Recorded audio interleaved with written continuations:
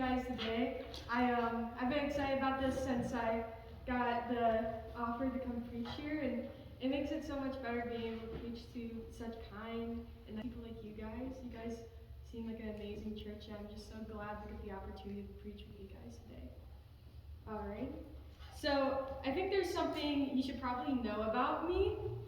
I like reading the news. I'm kind of a nerd a lot of the time, but here's the other thing. I like reading weird news. Now, let me explain. So, I stumbled upon a news article a couple of years ago called 1,500 Sheep Jump Off Cliff. And I mean, who wouldn't want to click on that?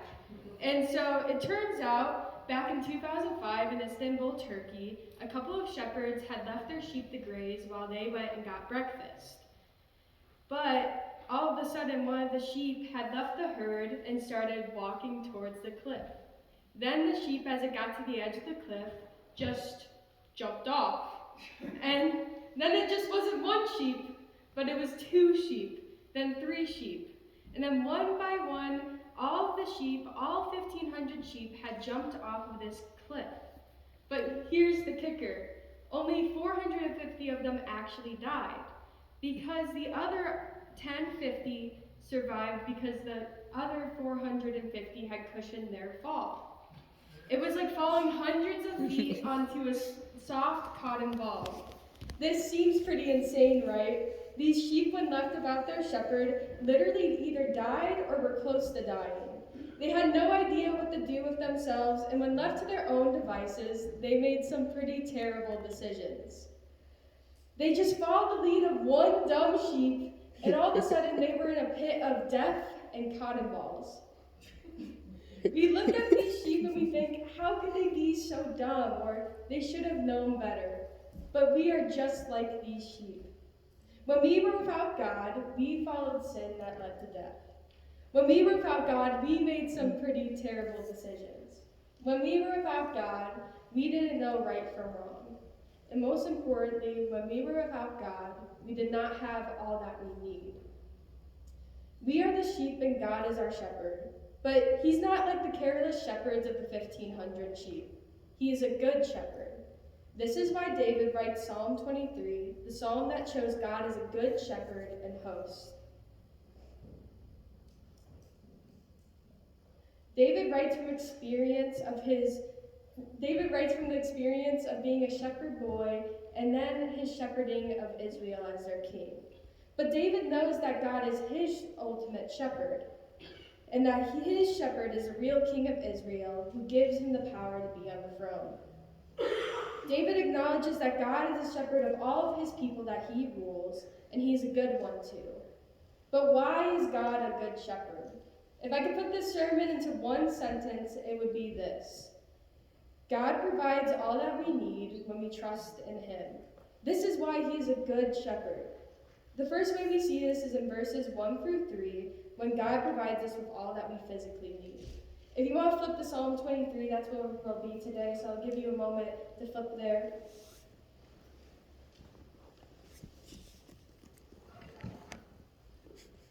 Alrighty, so we're going to start at the first verse. The Lord is my shepherd, I lack nothing. He makes me lie down in green pastures. He leads me beside quiet waters. He refreshes my soul. David is crafting an important point about God's nature. David reveals that God provides us with what we need, not always with what we want.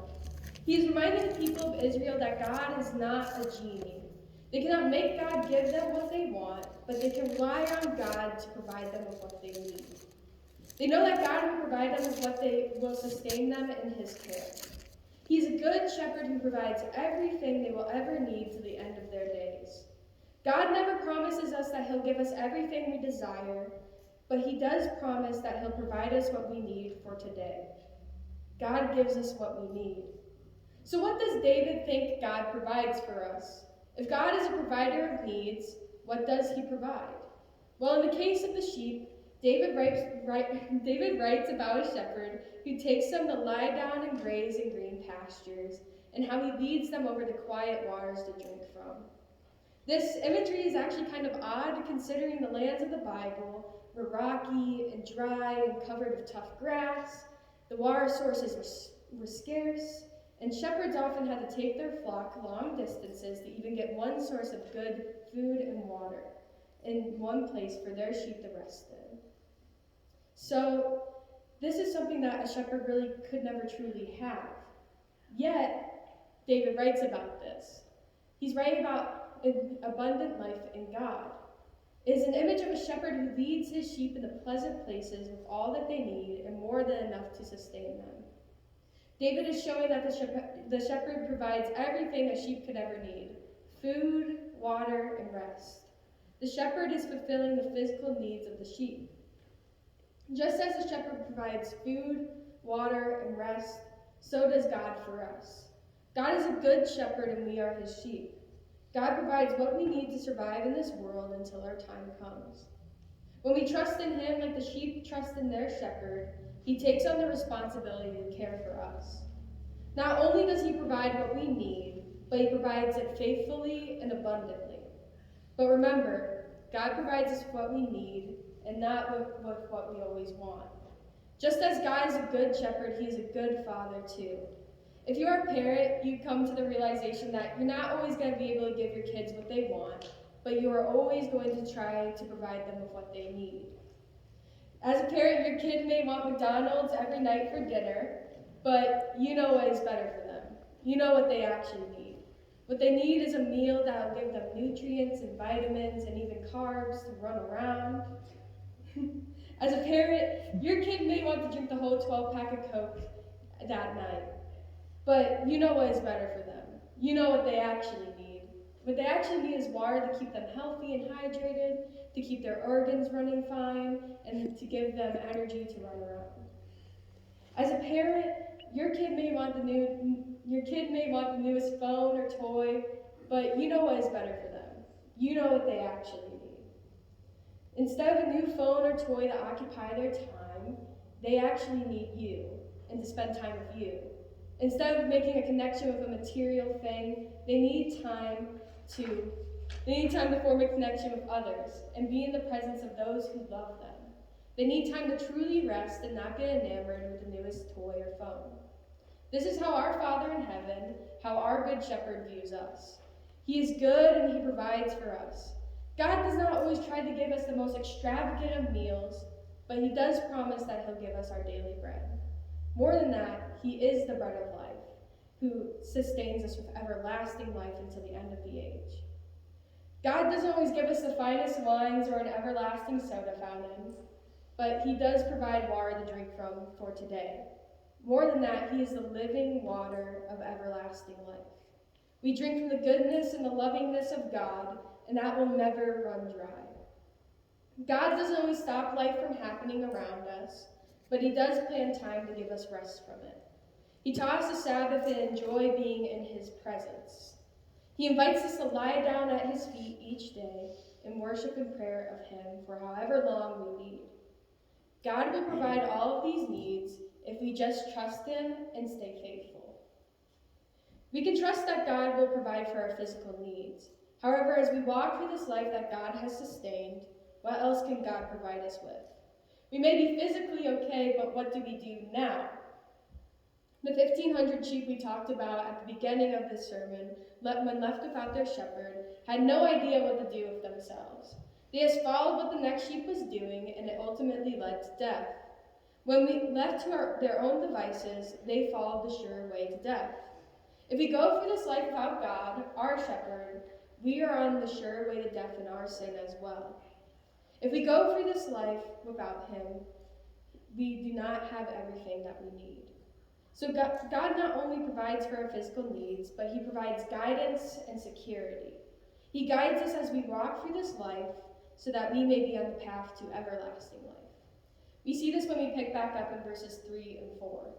He guides me along the right paths for his name's sake, and even though I walk through the darkest valley, I will fear no evil, for you are with me. Your rod and your staff comfort me. David provides us with an insight of what else God provides for us other than physical needs. Most or all shepherds would provide for their sheep's physical needs. So what makes God an even better shepherd than them? God is a good shepherd because he provides guidance and security. First, God is a good shepherd because he provides us with guidance. God does not leave his sheep to wander around aimlessly to the end of time. God provides the best guidance, and his sheep can be fully dependent on his leadership. The phrase "for his name's sake" means that God will not lead his sheep in a way that defames his reputation. God leads his sheep in a way that will benefit the sheep and also show his goodness. But he doesn't always lead them in the fields of lilies and roses. David writes about how God leads his sheep through the darkest valley with a rod and staff. God is a good shepherd who stays with his sheep even in the hardest of times. David actually knows this well.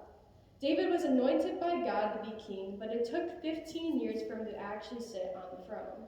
David went all around Israel running from Saul, a king who was trying to kill him and his army. David was running for a part of those 15 years away from a kingdom that he would rule. Yet God never guided David in the wrong way. Though the route was long, God guided David and kept him safe. God led David on the right path to mature him to be a good king. God still does the same for us today. God may lead us into the darkest of valleys and in the shadow of death, yet he never retreats. God leads us in the hardship to teach us to rely on him. And when we walk through the toughest times of our lives, God stays close to us. But what does this really look like in our world? It looks like when the stay-at-home mom is called into missionary work. She keeps everything in order in the home.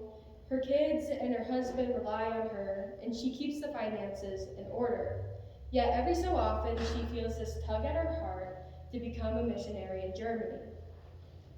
She tosses and she turns at night over the idea of leaving her home and moving her family to Europe. Her husband has a nice job and her kids like their school and their soccer team, but God keeps putting this missionary call on her heart and it won't stop. She battles with the idea all night until she looks at her alarm clock and it says it's 3 in the morning. So she gets up, she walks the hall down to the living room and she sits down on the couch. She bows her head and she prays for God's guidance and that he would guide her down the right path. She knows what she has to do, that God has made abundantly clear that she is to go and follow him. The path will be hard, uprooting her family and leaving her home, but God has never guided her wrong before. God is a good shepherd who guides his sheep on the right path. We know that God is a good shepherd who leads his sheep on the path to life. First, he provides guidance. Now, secondly, we see he provides security. God provides protection from evil. God uses his rod and staff to fight away any evil that may come to his sheep. David is writing saying he will fear no evil because God is with us in the darkest of valleys. He is comforted by the measures of protection that God has put around him. David, as he ran from Saul, knew that Saul was trying to kill him, yet Saul never laid a hand on him. God protected David as he faced God protected David as he faced an army that wanted to kill him. There was no reason to fear what he faced because God was with him and leading him. God does the same for us now. Security is actually one of the most fundamental needs a person has to have in order to survive in this world. Studies have found that when one is without security, they actually suffer mental and physical trauma.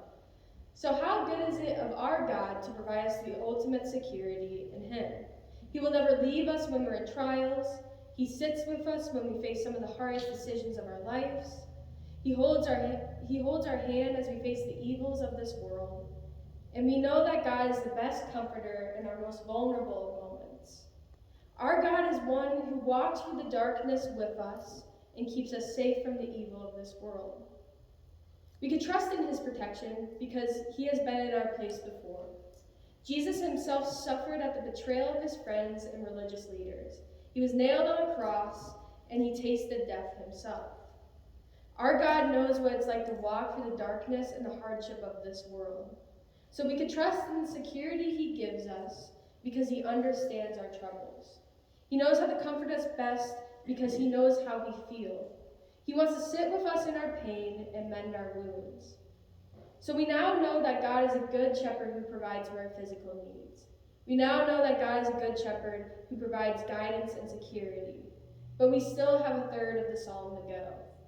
David actually shifts his perspective from God being a good shepherd to God being a good host. Yet God is still a provider even in this role. God is a good host who provides us with blessings. Part of God's goodness is that he blesses his children. God provides for those who trust in him an abundance of blessings. He honors his children by preparing a table for them in the public eye of even those who hate them. Our God commends those who are faithful to him. Those who are faithful to God will experience his blessing before all. We see this in verse 5. You prepare a table before me in the presence of my enemies. You anoint my head with oil, my cup overflows. God here is still protecting us as a good host would. Hosts back in David's day would assume the responsibility of care of the guests they invited into their home. God, being a good host, claims responsibility for our care once he invites us to his table to become his followers.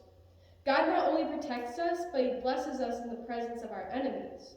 God does not take away the enemies, but rather blesses us for our faithfulness in him.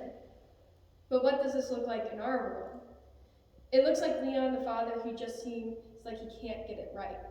Leon is trying his best to care for his children by giving them rules, spending time with them, and teaching them about God. Yet, as the children grow, they become more and more defiant to his way of parenting. They stop listening to him, and they stop spending time with him. His oldest tells him that he's not a good father, and that she's sick of him. His youngest kids start to tell him that he's trying too hard, and he just needs to relax. Leon tells his wife about what the kids are saying about him, but she doesn't even seem to back him up. Finally, one Sunday at church, after a rough morning of bickering with his kids, he prays to God, asking if he's doing the right thing and that he trusts him. Nothing happens. The family goes home, and a couple of days go by until the family goes to a wedding of a family friend. This family friend was mentored by Leon when he was in youth group. At the reception, the family friend stands up and starts to give a speech, but he says something special. He looks at Leon, his mentor, and says, "I would not be half the man I am today without you. I can only hope to be as good as a husband and father as you have been." And at that moment, Leon realizes the blessing that God has put upon him. That the boy he mentored has become a young man who is strong in the Lord. Because of Leon's faithfulness, this young man will now raise a strong family in the Lord. Leon's kids look at their dad and realize he might not be so bad after all. God then proceeds to heal the brokenness of Leon's family. God provides blessings in the presence of our enemies. This can also look like the high school student trying to get into college. This student's name is Randy. Randy wants to become a welder and run a Christian construction business. He believes the trick to building a firm foundation in a home is having a firm foundation rooted in Christ. Here's the problem. Randy doesn't have the money to go to trade school. His parents work hard every month to pay the bills and put dinner on the table. There is no extra to put Randy through school. This also poses a problem for Randy because Randy does not always have the nicest clothes or the newest technology. Kids make fun of the holes in his jeans and how his car seems to be held together by mostly duct tape. But Randy knows that God has called him to be a welder. Randy, in the face of his enemies, puts his application into the trade school he wants to go to. He trusts that even though God doesn't give him the newest shoes, that God has called him to be a welder. He trusts that God will provide for him even if trade school is the right path.